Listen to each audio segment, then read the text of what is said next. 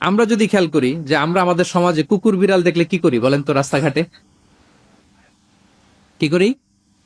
কেউ কেউ খাবার দেয়, মাশাআল্লাহ, এই তো, এটাই তো প্রিয় নবীজির সুন্নাহ, আমরা খাবার দিব, এক্স্যাক্টলি।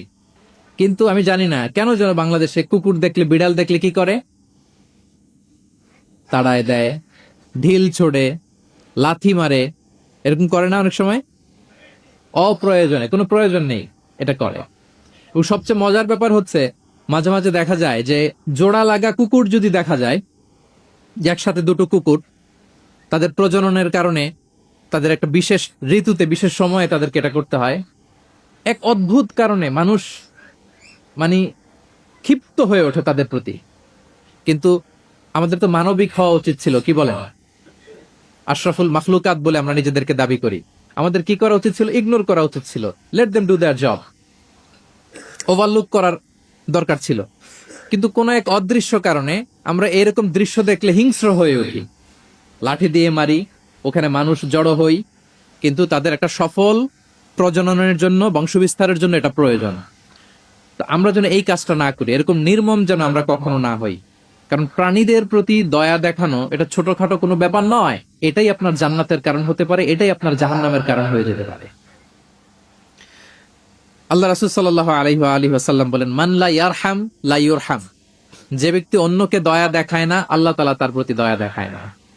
ইরহাম মান ফিল আরদ ইয়ারহামুকুম মান ফিস সামা।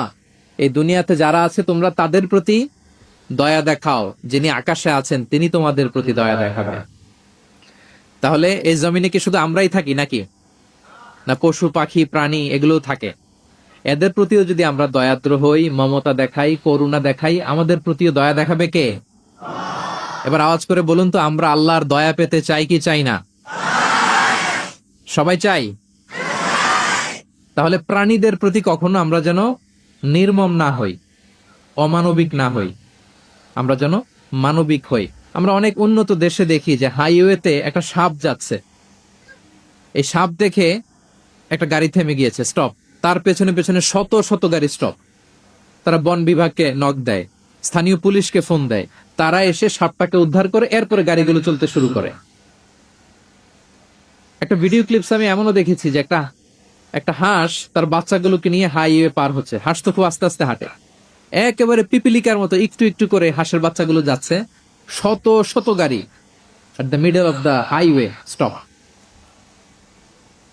আল্লাহু আকবার। কিন্তু বাংলাদেশে দেখবেন যে রাস্তা দিয়ে সাপ যায় না, কুকুর যায় না, বিড়াল যায়, কোনো কেয়ার নাই, একেবারে ড্যাম কেয়ার। যে প্রাণীদের প্রতি দয়া দেখায় না, আল্লাহ তাআলা তার প্রতি দয়া দেখান না।